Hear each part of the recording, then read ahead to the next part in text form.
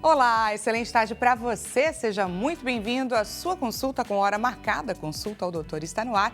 Antes de mais nada, te peço licença para entrar na sua casa, para fazer parte do seu dia, mas eu te aviso que a causa é nobre. Afinal de contas, estaremos juntos aí pela próxima 1 hora para desvendar a respeito de mais um assunto importante para a nossa saúde e para a saúde de quem a gente ama. E olha só, hoje o nosso bate-papo é a respeito de cirurgia. Mais especificamente, quais são os cuidados necessários no pré e no pós-cirúrgico? Porque a partir do momento que a gente descobre que a gente precisa, sim, se submeter a uma cirurgia, diversas dúvidas passam pela nossa cabeça. A gente troca ideia, conversa com muita gente, faz as nossas pesquisas ali no famoso Google, nas redes sociais e a gente acaba tentando encontrar informações por conta e aí é que mora o perigo. Porque, afinal de contas, a gente precisa de uma informação de qualidade para saber, de fato, quais são os cuidados que a gente precisa ter. E é sobre isso, é claro, o nosso bate-papo. Iremos obter aqui bastante orientação. Se você lembrou de alguém que vai passar agora por uma cirurgia ou que acabou de passar, que precisa desse tipo de informação, compartilhe o nosso link de transmissão. Estamos em transmissão ao vivo, pessoal, pelo site da Rede TV, que é www.redetv.com.br. É só clicar lá e compartilhar este link, combinado? Também te convido, é claro, a você fazer parte desta consulta, ela foi marcada para você, então vem com a gente, traz a sua dúvida, traz também o seu relato que a gente vai trazer a orientação que você precisa e como eu sempre falo aqui, muitas vezes a sua dúvida pode ajudar tanta gente, então não deixe de compartilhar, combinado? E temos a nossa clássica enquete acontecendo neste exato momento lá no Instagram. Qual que é o endereço? @consulta ao Dr. Rede TV. Diretor, coloca pra gente a nossa enquete na tela. Então vamos lá, qual desses mitos você já acreditou ser verdade? Depois da anestesia, sempre dá perda de memória. Só pessoas jovens aguentam bem anestesia geral. Ou anestesia geral faz cair o cabelo. Ou então, a última alternativa, a anestesia geral causa dependência. Clica lá na alternativa que a gente vai trazer, é claro, à tona essa verdade e a explicação de que a gente tanto precisa. Porque conforme a gente ouve os mitos, eles acabam se tornando cada vez mais verdade, não é? E aí a gente sempre fica na dúvida, você está me dizendo que não, mas o fulano me contou, o ciclano também, enfim, aquilo vira uma grande dúvida na nossa cabeça. Então, orientação é o que a gente busca trazer aqui. Vamos então conhecer um pouco mais a respeito do nosso convidado de hoje, na tela. Omar Miranda, cirurgião e médico intervencionista da dor. Com 12 anos de experiência na profissão, atua com dedicação inspirada por um valor familiar. O cuidado com as pessoas como um verdadeiro dogma de vida.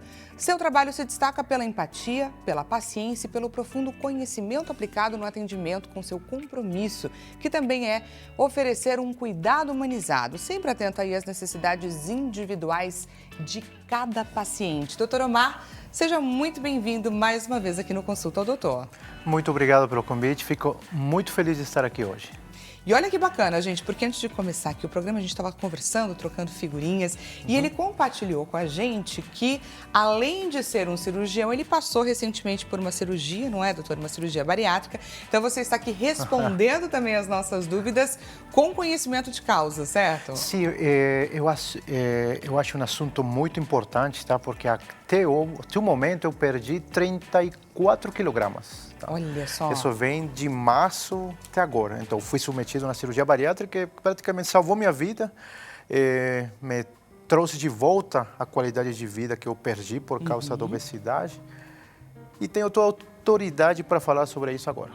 Pois é, gente, enfrentou aí todos os cuidados pré e pós-operatórios. Mitos, verdades, às vezes o que as pessoas falam. Às vezes mesmo coisas que nós os médicos recomendamos, será que é verdade mesmo? Eu tive que viver. Viver essa experiência na pele. Exatamente. E claro, né, cada cirurgia tem a sua orientação, tem os seus cuidados, né, as suas delicadezas. A gente vai aqui, obviamente, hoje falar de uma forma geral, porque existem cuidados que são mais gerais, mas obviamente, né, cada cirurgia tem o seu caminho e só o seu médico vai poder te orientar. De fato, o que a gente vai trazer aqui hoje são esclarecimentos mais gerais. Exatamente, falou tudo, tá?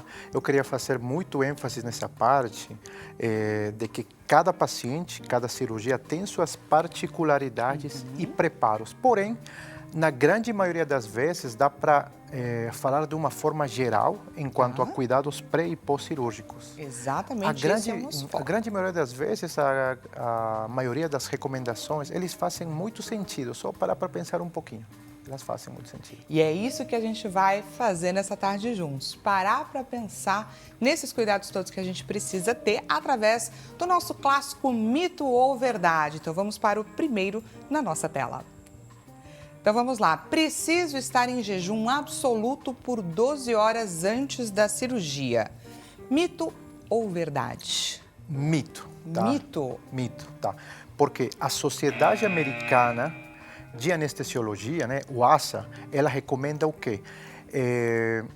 12 horas de jejum é um conceito, uma regra que já caiu por terra desde o ano de 1990, que é o que se preconiza atualmente. 8 horas de jejum, tá? Inclusive, está recomendado a ingerir líquidos claros até 2 horas antes da cirurgia. Que seria, por exemplo, água. Água, líquidos claros, água ou suco sem resíduo, porém, vamos deixar em água. Até 2 horas antes, o paciente pode consumir. Porém, 8 horas de jejum é o recomendável. Entendi. E, por exemplo, quando essa cirurgia acontece por um motivo de um acidente, alguma coisa assim, aonde aquilo precisa acontecer e não houve um preparo de fato, um jejum necessário? Dani, excelente pergunta. O que acontece? Existem cirurgias eletivas e cirurgias de urgência e emergência, nos quais, nas seletivas, houve um tempo para o paciente fazer o preparo, aguardar o tempo de jejum, tudo perfeito.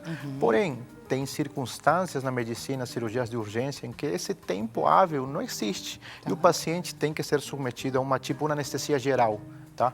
Mesmo ele não estando de jejum, o anestesiologista ele está preparado para esse tipo de situação. Existe, por exemplo, intubação em sequência rápida, intubação em paciente acordado, tudo para evitar que o conteúdo gástrico que o paciente possa ter nessa cirurgia de emergência, ela possa ir para a parte da faringe e, na sequência, ir para o pulmão. Tudo esse fenômeno a gente chama de broncoaspiração. Porém, se faz com absoluta segurança.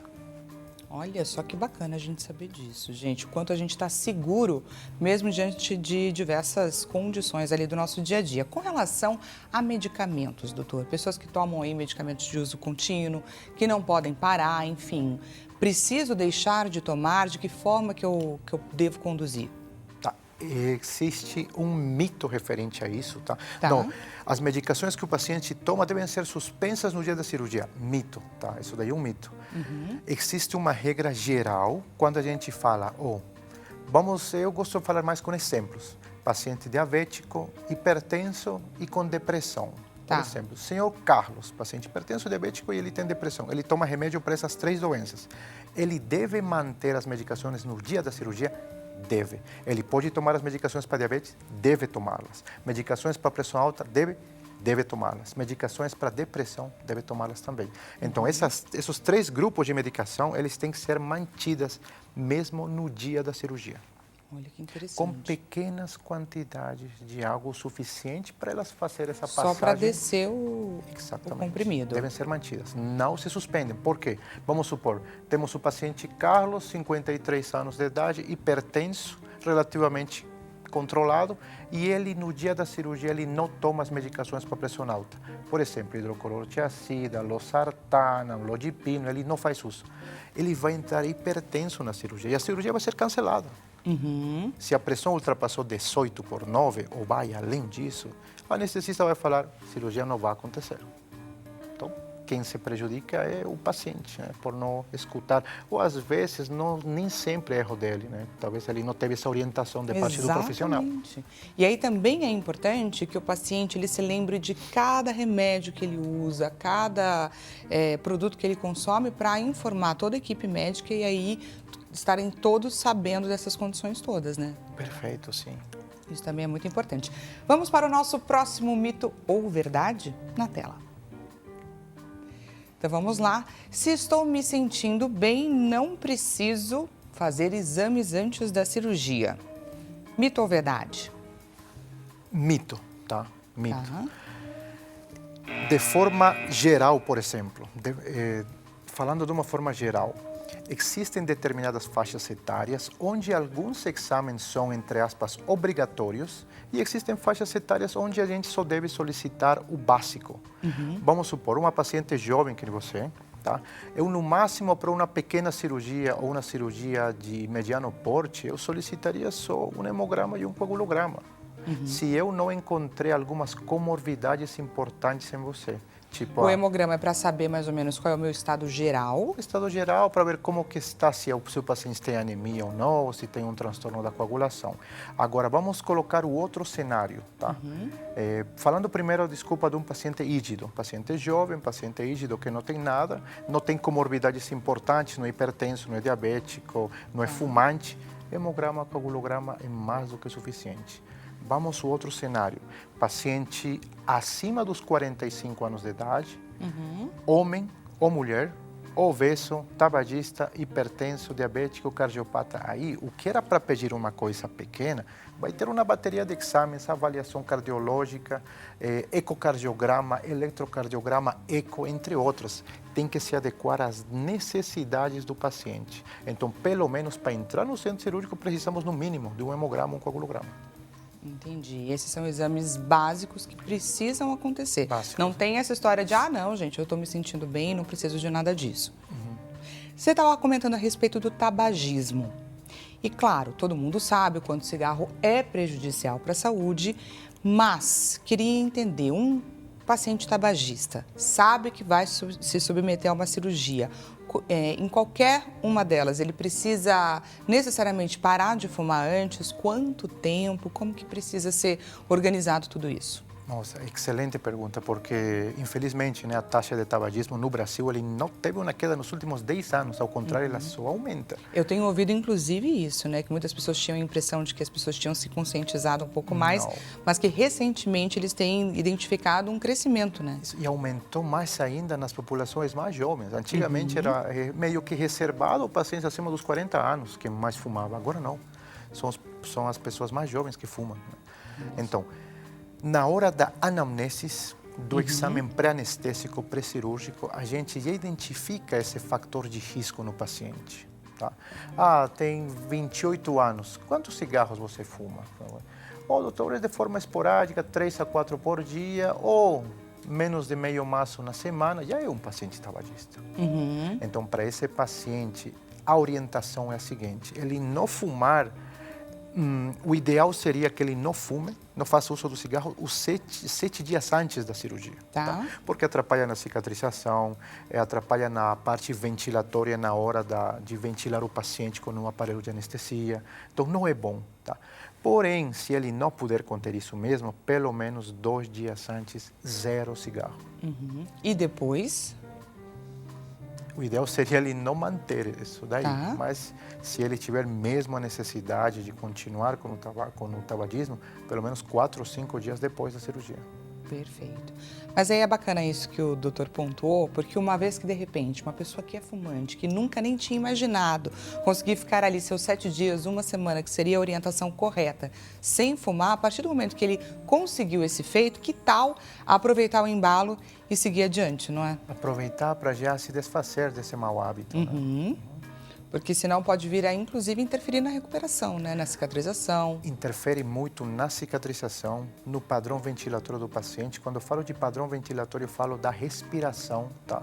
Paciente tabagistas tem um maior risco de fazer pneumonia após a cirurgia, tem maior risco, atrapalha absolutamente tudo.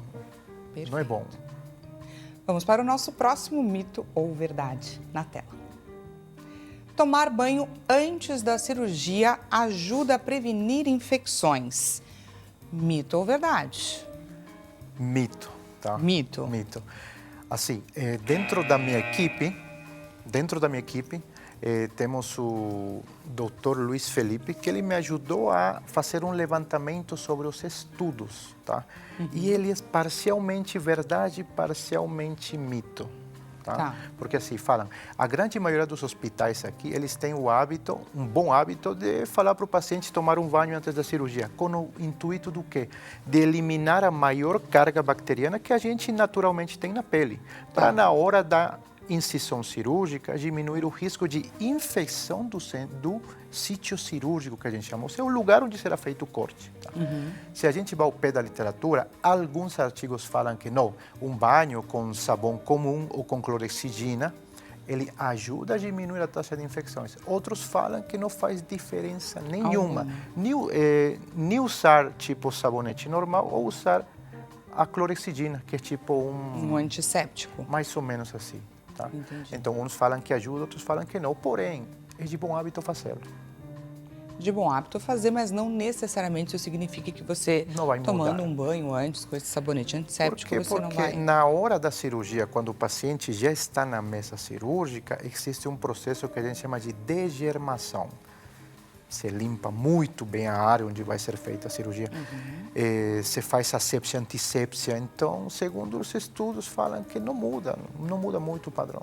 Porém, é de bom hábito fazê-lo. Entrar limpinho na cirurgia é a melhor coisa. Exatamente. E agora me veio também uma outra dúvida com relação a isso para as mulheres, também com relação à depilação. Tanto a depilação das mulheres, por exemplo, numa cirurgia ali obstétrica, ou também com relação à região mesmo a ser operada. Isso é necessário que a gente faça antes ou não necessariamente? É a equipe médica que vai cuidar desse processo? Um ponto muito importante, tá? Que o que a gente recomenda? Fazer a depilação com o gilete no dia da cirurgia, a paciente em casa, tá? Não é recomendável.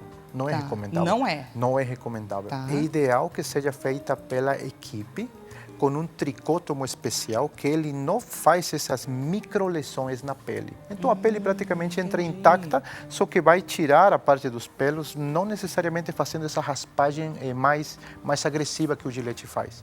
Se a paciente, por higiene, ela já costuma fazer essa depilação, é o bom que ela faça dias antes e não no dia da cirurgia. Por exemplo, vou operar na quinta-feira, depila hoje. Para no dia da cirurgia já vai estar tudo cicatrizado, não vai ter não terá essas microlesões na pele, por exemplo. Então, por exemplo, vou passar por uma cirurgia numa quinta-feira. 3 dias antes, eu já posso vir a me submeter a um processo como esse. Com relação ao período menstrual, existe alguma orientação que as mulheres precisam ter? Se tratando de procedimentos eletivos, onde houve um planejamento hábil, toda mulher sabe mais ou menos os dias em que isso acontece. Tá. O ideal é não entrar, tá, no centro cirúrgico no período menstrual. Porém, também, não sendo cirurgias ginecológicas, não atrapalham absolutamente nada. Já teve cenários, por exemplo, de paciente que foi operar o ombro, por exemplo, ou fazer uma cirurgia de mama, e durante a cirurgia a gente percebeu que realmente a paciente estava nos dias da menstruação. Não atrapalha em absolutamente nada. Porém, se tratando de procedimentos seletivos, é melhor se programar para não estar exatamente nesses dias, porque acho que é mais desconfortável para a paciente do que para o cirurgião. Entendi, mas isso daí não teria nada a ver com a imunidade, nada disso? Nada, não muda absolutamente nada. Temos perguntinha da nossa audiência, então vamos para a nossa primeira participação na tela. Então vamos lá, a primeira pergunta é do Eduardo, de Porto Alegre. Antes de mais nada, Eduardo, seja muito bem-vindo à sua consulta. Preciso operar uma pedra nos rins, mas disseram que hoje em dia é tudo minimamente invasivo. Isso é verdade mesmo? E como funciona? É verdade, tá? A cirurgia urológica, a cirurgia do aparelho gastrointestinal, a preferência é para cirurgias minimamente invasivas. Por exemplo, como se opera hoje em dia, como se faz assim, porque a gente acompanha muita cirurgia, né? A cirurgia, por exemplo, de cálculo ou pedra no ureter, ou pedra no rim, como a gente chama. Se introduz um aparelho especial pela uretra do paciente, e com uns aparelhinhos muito finos a gente consiga chegar lá em cima e desfazer esse cálculo, sem necessidade de fazer essas cirurgias que se faziam, por exemplo, em 1970, onde tinha que abrir para tirar a pedra. Hoje em dia se dá-se preferência a procedimentos e cirurgias minimamente invasivas. Isso daí é muito maravilhoso, né? Porque interfere diretamente na recuperação do paciente. Isso, é um exemplo que sempre falo para meus pacientes. Obviamente, a gente não pegou essa parte da história da medicina, mas não sei, talvez seu avô, ou meu avô, por exemplo, como que era feita as cirurgias de vesícula antes? Era um corte desse tamanho, era gigantesco. E o paciente ficava 2, 3 semanas em casa, de recuperação muito devagar. A medicina evoluiu e hoje em dia você faz a cirurgia de vesícula, por exemplo, via laparoscópica total, no qual são 3, 4 acessos, tá? Que o cirurgião faz, que consiga tirar a vesícula. Na tarde da cirurgia, o paciente já está caminhando, deambulando, se alimentando, o que não acontecia antes. Isso é muito maravilhoso, né? Essa evolução da ciência, gente. Inclusive, falo que hoje em dia a cirurgia de vesícula no Brasil e em alguns outros lugares da Sul-América está sendo feita da forma monoportal, onde somente tem um furinho. Você entra pela cicatriz umbilical e dentro desse catéter, desse trocar que a gente chama, se introduzem as outras 3, sem necessidade de fazer os outros. Olha isso. Mais um exemplo, falando de cirurgias minimamente invasivas, nem sempre urológicas. Hoje em dia, a urologia está praticamente reservada a minimamente invasivo. Falando da minha cirurgia bariátrica. Antigamente, lá atrás, o paciente levava um corte desse tamanho para conseguir reduzir o tamanho do estômago. Hoje em dia não é mais. Para minha cirurgia foi feito um acesso aqui, outro aqui e outro aqui. Tá. Tudo via laparoscópica. Cirurgia de 45 minutos. 45 minutos só? É o cirurgião Só que para a gente ter operou. uma comparação, assim, sem ser por esse processo, quanto tempo duraria uma cirurgia como essa? Aberta, ou ultrapassaria 1h30, 2, sem Olha dúvida. Isso, gente. E aí, em termos de recuperação, como que foi o seu processo de recuperação? Muito rápido. Eu operei às 6 horas da manhã de uma quinta-feira. Tá? Terminou a cirurgia, 10 horas da manhã, estava já bem mais acordado, mais orientado, com um pouquinho mínimo de dor, somente nos lugares do acesso. Né? Tá. Meio-dia já tinha que começar a ingerir pequenas quantidades de líquido, à tarde já comecei a caminhar, no dia seguinte fui para casa. Gente, no dia seguinte já estava em casa, já estava conseguindo se alimentar. Obviamente, tem todo um processo. Tem todo um processo, tem as regras, até o tempo em que você pode tomar um copo de água, por exemplo. Não é, não. Mesmo que você sinta sede, tem o reconhecimento do espaço novo que você tem. Tá. Foi muito rápida a recuperação. Inclusive, 10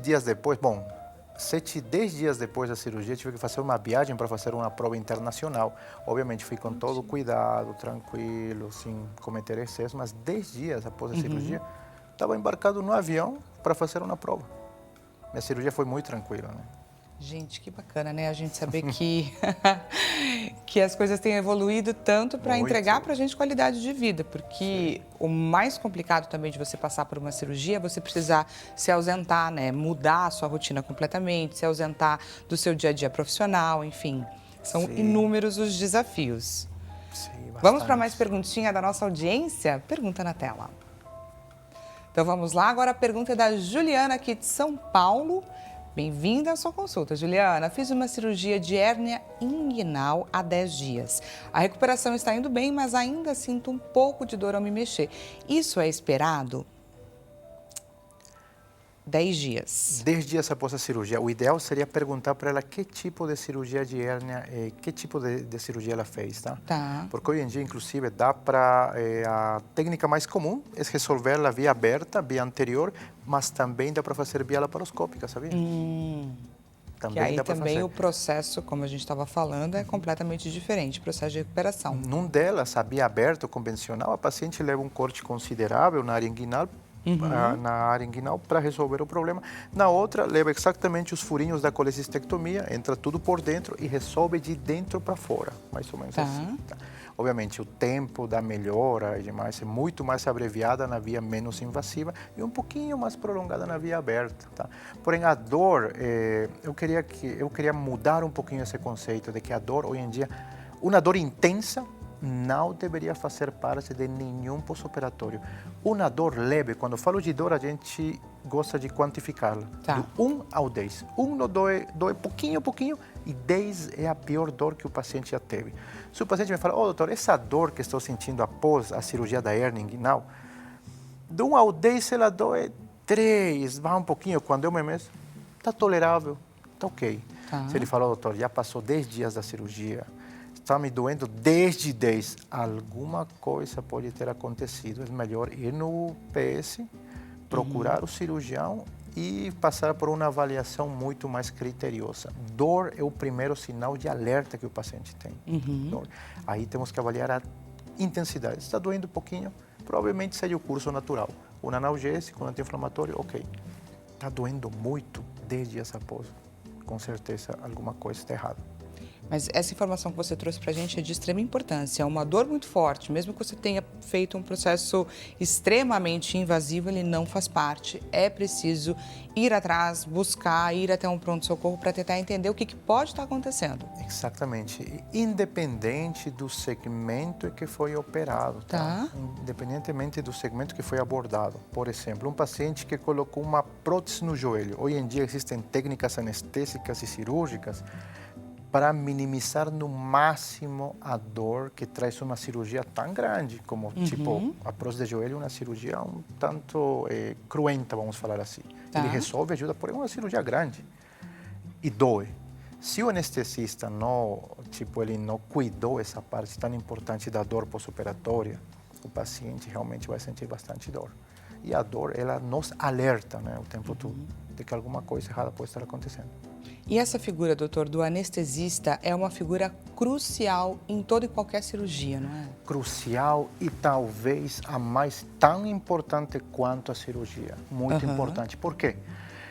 Explico. Um paciente com dor, para começar, um paciente que não foi bem cuidado do ponto de vista de dor pós-operatória, ele fica mais tempo do que 1 hora na sala de recuperação anestésica.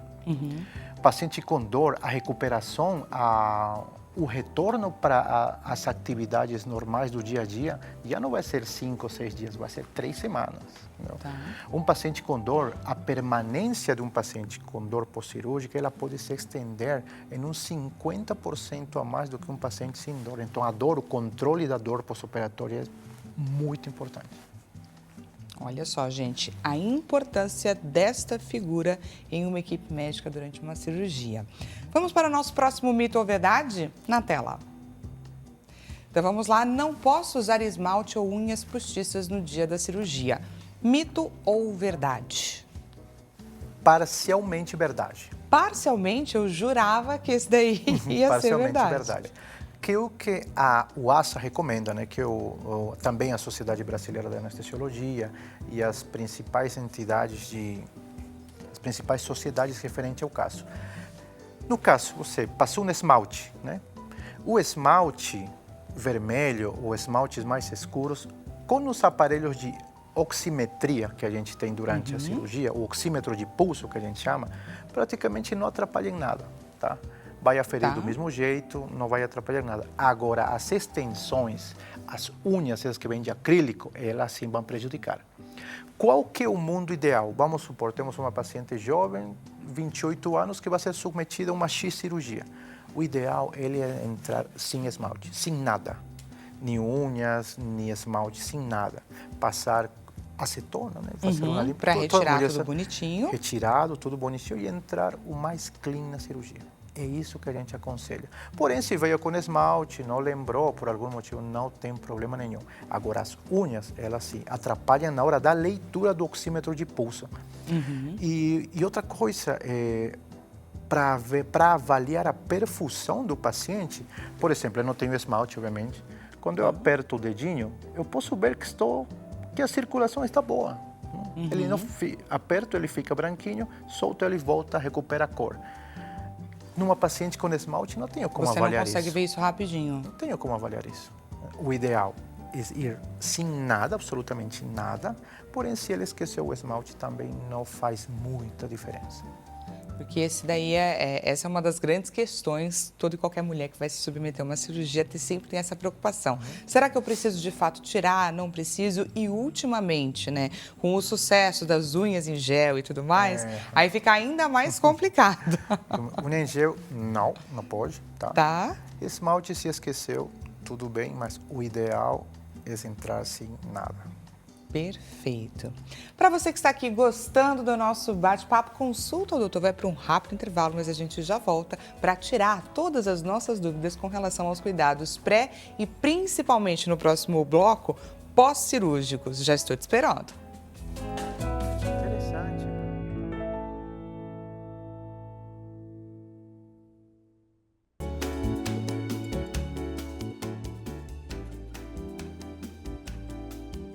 Olá, seja bem-vindo mais uma vez. Consulta ao Doutor está de volta. Caso você tenha acabado de chegar, hoje nós estamos tirando todas as nossas dúvidas com relação aos cuidados, gente, pré e pós-operatório. Pois é, se você conhece alguém que vai passar recentemente por uma cirurgia ou que acabou de passar, enfim, quais são os cuidados que ela precisa ter agora no segundo bloco? A gente vai embarcar um pouco mais nos cuidados pós-operatórios, portanto, encaminhe, é claro, o nosso link de transmissão, afinal de contas, nós estamos ao vivo através da Hit TV, www.hittv.com.br. Esse é o link que você deve sim compartilhar para a gente conseguir chegar com a informação de qualidade a quem precisa. Te convido, é claro, para você participar dessa consulta, ela foi marcada para você. Encaminhe então para a gente a sua dúvida ou o seu relato pelo 0 Operadora 11 3337 5886.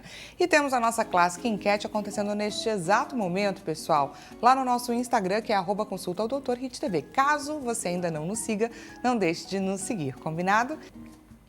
Qual desses mitos você já acreditou ser verdade? Depois da anestesia, sempre dá perda de memória?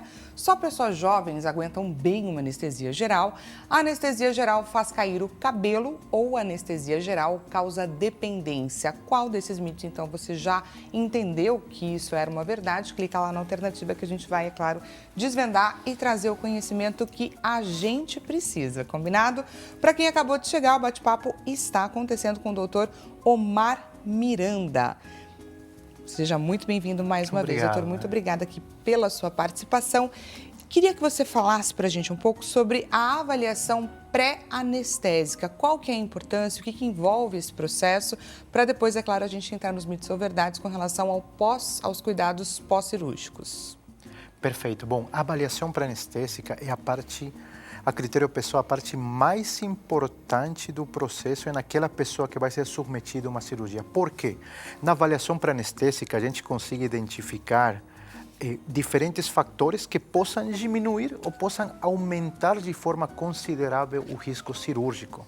Na avaliação pré-anestésica, eu conheço o paciente, eu consigo, é o primeiro encontro com ele, no qual eu vou identificar situações de risco potencial, no qual consigo identificar se o paciente precisa de, inclusive, avaliações complementares. Por exemplo, seu Carlos, 65 anos de idade, cardiopata, paciente cardiopata, ele precisa passar por uma avaliação com o cardiologista e ele solicitará os exames pertinentes. A diferença de uma paciente mais jovem, por exemplo, que não tem aquelas comorbidades, será talvez mais simples. Então, a avaliação pré-anestésica é muito importante. Falando disso, eu queria falar também sobre o risco. Toda cirurgia tem risco, tá? Toda cirurgia. Existem cirurgias... Isso tem a ver com anestesia geral? Não. Não. Eu quero falar do seguinte, por exemplo, existem cirurgias de baixíssimo risco, baixo risco, intermediário, alto e altíssimo. Por exemplo, a cirurgia que o Faustão fez é uma cirurgia de altíssimo risco, né? Com uma alta chance de o paciente não evoluir bem. Porém, existem cirurgias de baixíssimo risco também, que o que faz esse risco baixo, o intermediário, ele cair ainda mais? Conhecer o paciente. Isso está incluso na avaliação pré-anestésica. Na avaliação pré-anestésica, a gente vai definir se o paciente será submetido a que tipo de anestesia. Será que ela precisa só de uma sedação, ela dormir e depois acordar tranquilo? Ou será que ela precisa, talvez, de uma anestesia geral, no qual ela será entubada, conectada a um respirador? Tudo se define na avaliação pré-anestésica. Nessa avaliação. E em quanto tempo antes da cirurgia essa avaliação costuma ser pedida? Não existe ao pé da letra um tempo exato, tá? Porém, é de bom senso. Se o paciente vai operar, por exemplo, amanhã, eu não vou fazer a avaliação pré-anestésica hoje, né? É muito a destempo, porque eu não sei se ele tem outras necessidades. O ideal, pelo menos uma semana antes. Uma semana antes. 7 dias antes. Porque aí você vai definir se existem outros exames que são necessários e você tem o tempo hábil para fazê-los. Isso, existe uma comunicação muito fluente entre o cirurgião e o anestesiologista, no qual o cirurgião fala, tem um paciente um tanto mais complicado com algumas demandas especiais. Seria bom já fazer o pré-anestésico dele. E aí, pode ser inclusive um mês antes, 3 semanas antes, fazer o pré-anestésico. E dependendo do tempo e do porte da cirurgia, eu solicitarei os exames e avaliações pertinentes para cada caso. Essa avaliação pré-anestésica, ela pode ser determinante para o sucesso da cirurgia? Totalmente. será definido, será desvendado os mitos, as verdades, medos, ansiedades do paciente. Por incrível que pareça, os pacientes têm muito medo da anestesia geral. Incrível. Eles sentem muito mais medo da anestesia geral do que a própria cirurgia, quando na verdade a anestesia geral ela é muito segura. É muito segura mesmo, tá? A medicina evoluiu bastante, as drogas que são usadas, as medicações anestésicas, elas têm curto tempo de duração. Então, a segurança aumentou muito do ponto de vista da anestesia geral. Que bacana, não é, gente? Sabermos disso que nos tranquiliza demais. Afinal de contas, se submeter a um processo cirúrgico não é nada fácil, mas a gente sabendo que existem os recursos e os caminhos certos para a gente conseguir fazer com segurança, aí já é meio caminho andado também. O paciente na avaliação pré-anestésica, ele entra meio apreensivo, sabe? Ele não quer falar muito, ele está com medo. Conforme a consulta vai avançando e perguntando, ele fala, doutor, e que? E se eu não acordar? E se eu demorar para acordar? Isso daí é muito pouco provável, tá? O que sempre falo para os pacientes é o seguinte, que as medicações e drogas que a gente usa têm curta duração. Por esse motivo, elas têm que ser administradas em bombas de infusão contínua. Na hora que o cirurgião fala, a cirurgia acabou aqui, finalizou, desliga a bomba. Minutos após o paciente vai acordar. Fazendo isso, que a anestesia geral realmente seja muito seguro, que acontecia, a diferença do que acontecia em 1980, 1975, por exemplo. Podem ficar tranquilos, a anestesia geral é segura. Que bacana, gente. Vamos agora conferir, a gente vai adentrar os mitos e verdades da parte pós, né, de todo esse processo pós-cirúrgico. Vamos para o nosso primeiro. Então vamos lá, não posso tomar banho até retirar os pontos. Mito ou verdade? Mito. Mito. Mito, tá? Por quê? O que a gente orienta é o seguinte, mesmo para meus pacientes nos quais a gente faz algum procedimento, seja na coluna, no joelho, eu falo assim, tomar banho só no dia seguinte, após a cirurgia. A gente orienta a fazer a retirada do curativo, tá? Manter o mais sequinho possível e se tiver que limpar, lavar, só com sabonete neutro. Uma limpeza e deixar seco, tá? Essas dúvidas são muito frequentes, não é, doutor? De, eu não posso, ou de repente se toma todo um cuidado para que não molhe aquela região. Existem situações específicas ou, num geral, não? Não, isso depende do porte da cirurgia. Por exemplo, vamos supor um paciente que teve uma incisão cirúrgica considerável. Eu não vou fazer no dia seguinte, tirar o curativo e, obviamente, tomar banho, por exemplo, porque pode molhar, corre o risco de infecção e demais. Vai de caso a caso. Tem casos, por exemplo, no qual o cirurgião, ele quer fazer pessoalmente a limpeza da ferida cirúrgica. Ele cita o paciente 2 dias após, 1 dia após. Porém, uma higiene superficial, dependendo da orientação do cirurgião, está permitida. Tá? E faz até um bem, né, para o paciente. Bem, sim, se sentir limpo. É importantíssimo. Vamos para o nosso próximo mito ou verdade na tela. Então vamos lá. Se eu não sentir dor, posso parar de tomar os remédios. Mito ou verdade? Verdade. Verdade? Por quê? Essa eu estou chocada. Se o paciente ele fez uma cirurgia, tá? Falando de medicamentos de dor. Medicamentos para dor. Para dor, tá? Vamos supor, ele fez uma cirurgia, fez uma colecistectomia, tirou a vesícula, tudo. Se o paciente não estiver sentindo dor, não tem por que tomar analgésico. Se ele estiver sentindo dor, a receita que o cirurgião passa, se caso dor, tomar um comprimido 8 em 8 horas, 12 em 12 horas, tá? Se orienta, porém, se ele está bem, não toma. Não precisa. E aí a gente está falando, obviamente, dos medicamentos que são indicados para dor. Agora, existem outros medicamentos que são indicados, inclusive, para evitar processos infecciosos e tudo mais. De repente, sei lá, um antibiótico, né, que deva ser tomado ali por 7, 10 dias. Precisa tomar até o final. E isso precisa tomar até o final, seguir as orientações médicas, tá? E também continuar, reintroduzir as medicações que ele já tomava atrás. Sabe, as medicações para pressão alta, para diabetes, antidepressivo, tem que reiniciar já no dia seguinte após a cirurgia. Pode reiniciar todas as medicações, senão todo descompensa de novo. O paciente não pode ficar sem medicação. E aí, com relação à alimentação também e à hidratação, obviamente que existe um processo, independente da cirurgia que você fizer, se for uma cirurgia do trato digestivo, mais ainda, mas a importância da alimentação nesse processo de recuperação. Importantíssimo, tá? E aí apelo ao bom senso, obviamente, primeiro do paciente antes do que o cirurgião. Tá? Tá. Por exemplo, fiz uma cirurgia abdominal. Vamos falar da bariátrica, no meu caso, tá? Fiz a cirurgia bariátrica.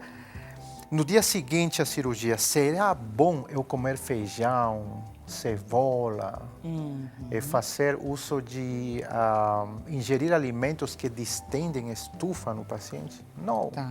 Estou com o estômago mais pequeno, o intestino ele ainda está sentido, então não vou comer nenhuma alimentação que possa distender meu intestino, meu estômago, porque, vai atrapalhar a digestão e outra, vou sentir dor. Por isso a gente recomenda alimentação leve, blanda, o mais leve possível, uma sopinha, e aí vai reintroduzindo aos poucos. É mais bom senso do que orientação.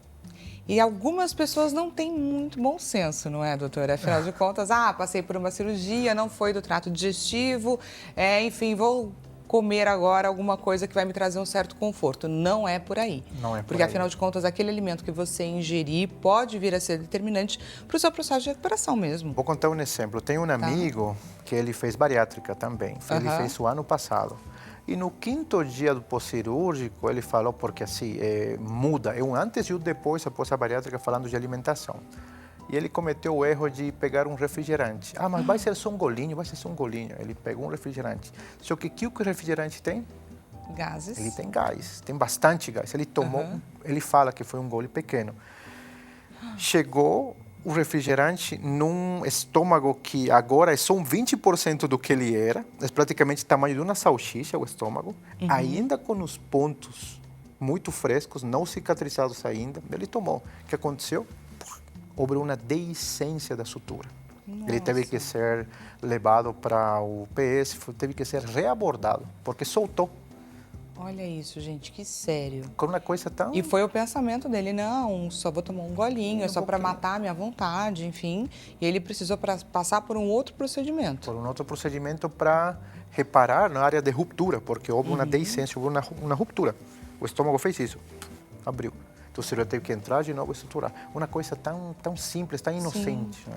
Exato. O mais importante, siga as orientações médicas dependendo da área onde foi, ou siga todas as orientações que o cirurgião fez. Tá? Se ele fala não mexer, não mexa. Se ele fala come isso daqui pode, isso não come. É melhor... Acredite, não... Acredite. Não desafie, né? Porque, infelizmente, pode ser bem complicado essa consequência. Vamos então para o nosso próximo mito ou verdade? Na tela. Inchaço e hematoma são normais no pós-operatório. Mito ou verdade? Mito. Mito. Mito, tá? Gente, eu tô ficando chocada com as respostas do doutor. Nem sempre eles são normais.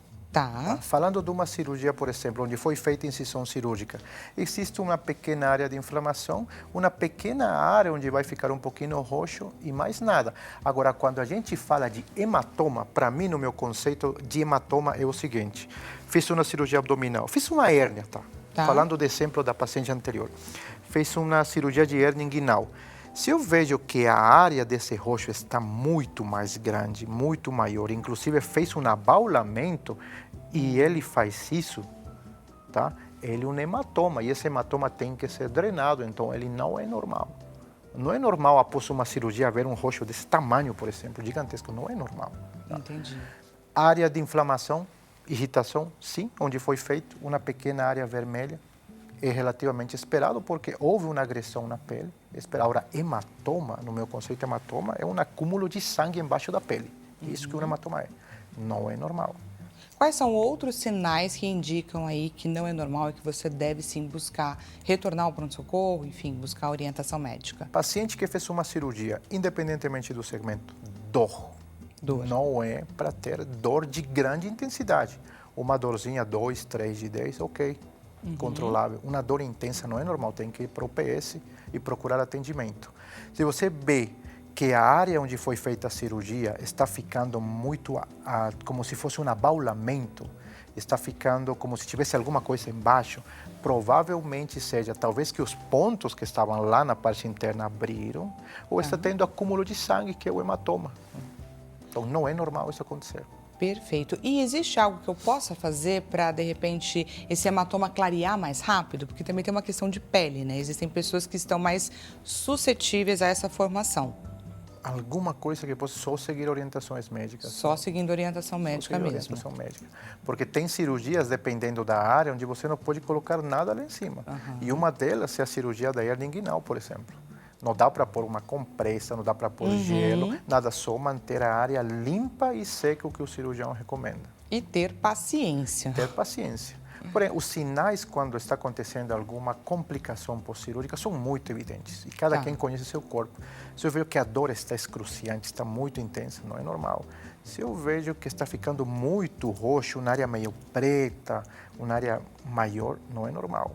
Pode ser, inclusive, alguma coisa que você esteja fazendo, que você esteja, sei lá, não dando o descanso necessário para o seu corpo, né? Tem muitas pessoas que recebem orientação. Ficar em repouso e aí resolve arrumar a casa. Não dá, não dá. E aí, de repente, né, em muitos casos é o corpo que vai falar e dar um indício de que não. Mais ou menos aprendi uma coisa parecida, tá? É? Minha recuperação estava indo bem, ótimo. No 10º dia, eu tive que fazer uma viagem, porque só tinha uma chance para fazer essa prova. Tá. Essa prova foi uma prova para ter um título internacional. Fui fazer a prova, só que na volta, no dia 14, eu vi que um lugar onde tinha feito começou com um roxinho. Na hora liguei para o meu cirurgião, está acontecendo? Onde você está? Falou, não estou no Brasil. Uma perguntinha já. E aí, quantas horas de viagem? Falou, são 5 horas. Então, meu amigo, melhor você deitar, voltar para casa, deite e descanse, porque aí provavelmente, falando de hematoma, formou um hematoma bem pequenininho que não precisou de fazer mais nada, mas assustei um pouquinho. Sim. É. E olha Acontece. que bacana, viu, gente? Um médico aqui sendo honesto, contando pra gente que ele saiu mais cedo do período de repouso e que ele soube identificar esse sinal no corpo e aí entrou em contato com o médico que tinha feito a cirurgia para receber a orientação certa. Mandei uma foto na hora que está acontecendo aqui, que não tinha ontem, tipo anteontem, não tinha. Primeira coisa que ele falou, onde você está? Bacana. Falei, contei o que eu tinha feito, calma. Pegou na hora. Pegou na hora, só repouso. Não precisa voltar para as atividades físicas. Não acelerem o processo de recuperação.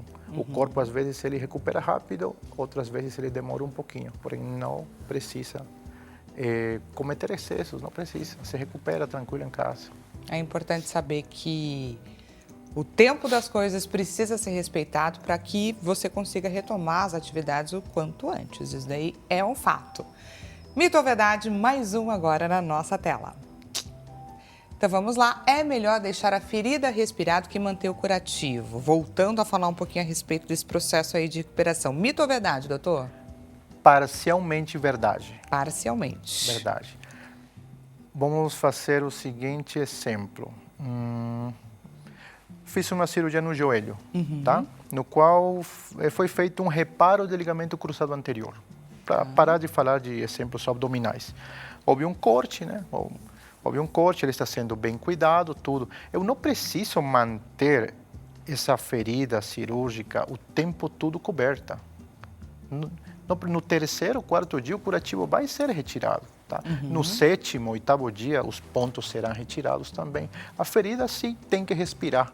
Porém, os primeiros dias, tem que manter a ferida cirúrgica coberta, limpa e seca, porém não precisa ficar assim o tempo todo. Essa questão dela estar coberta é para evitar que, de repente, sei lá... Contaminação. Contaminação. Perfeito. Contaminação. Para evitar contaminação. Às vezes a gente está manipulando uma coisa, outra. E se a ferida está muito inicial ainda, no 2º dia pós-operatório, ainda não está fechado totalmente. Passou a mão, vai ter São uma aquelas infecção. situações cotidianas que a gente acredita que não vão acontecer e acabam acontecendo justamente porque você não está tomando os devidos cuidados. Fato.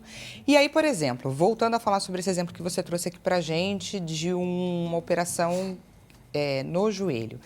Tem a questão da ferida que você vai aprender ali a como lidar, né? Nas primeiras horas, nos primeiros dias, enfim, toda a equipe médica tem a paciência de fazer o exemplo e te ensinar para que você consiga reproduzir em casa. Mas tem pessoas que têm uma grande dificuldade, não é? Para olhar para o machucado, para manipular, enfim.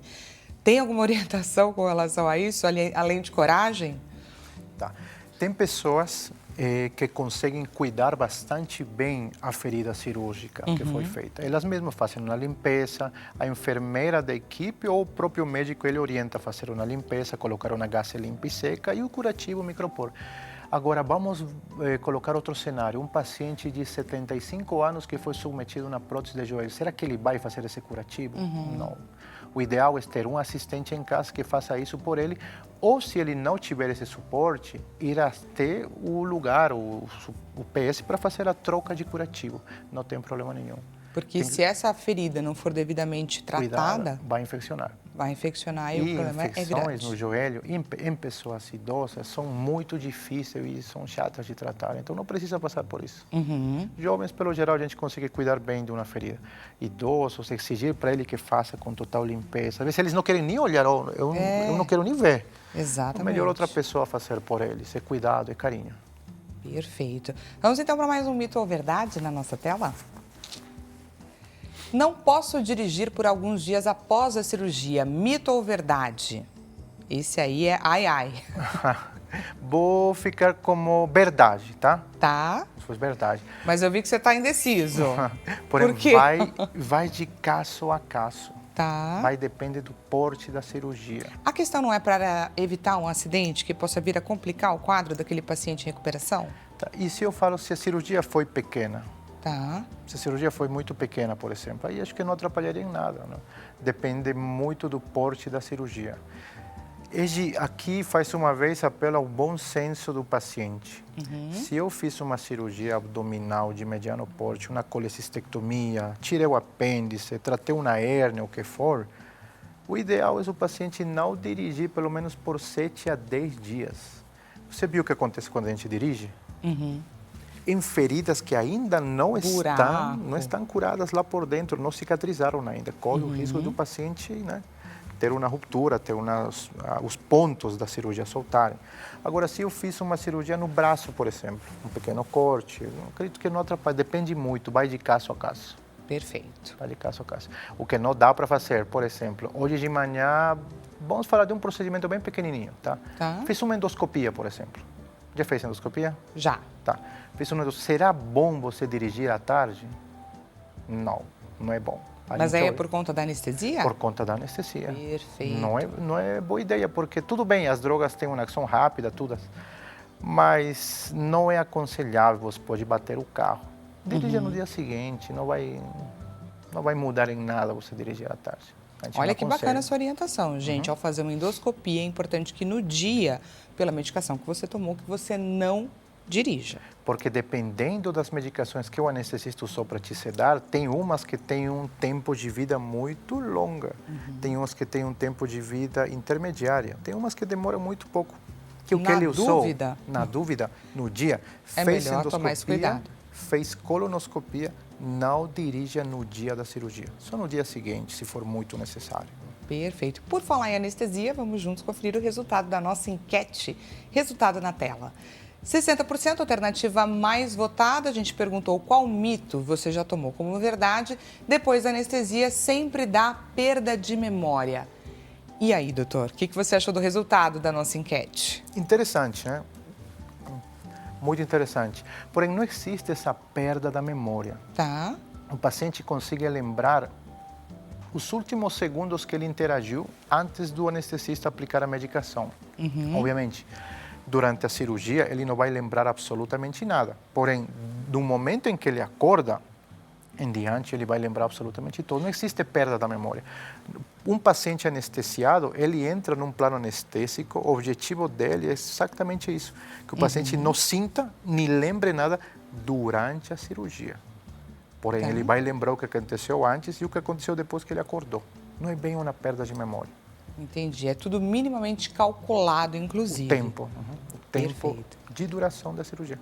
Doutor, gostaria demais de agradecer sua participação aqui com a gente hoje. Passou tão rápido, não passou, pessoal? Passa. Tiramos todas as nossas dúvidas, claro que ainda sobraram várias, mas aproveita, claro, também para deixar aqui os contatos do doutor Omar Miranda, que é cirurgião e médico intervencionista da dor, que caso tenha ainda faltado alguma coisa para você tirar de dúvida, eu deixo à sua disposição. Então, pessoal, o Instagram para você entrar em contato e também conhecer um pouco mais do trabalho do Dr. Omar.